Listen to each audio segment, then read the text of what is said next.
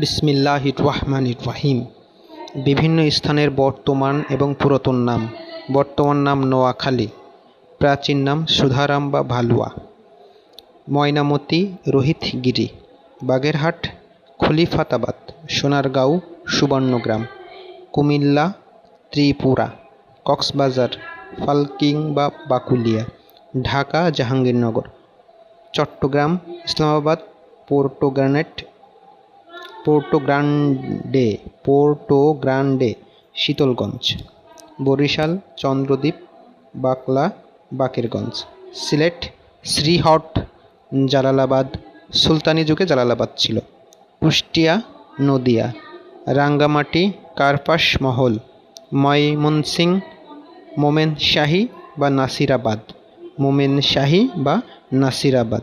চট্টগ্রামের প্রাচীন নাম ছিল ইসলামাবাদ, পোর্টো গ্রান্ডে, শীতলগঞ্জ। ধন্যবাদ।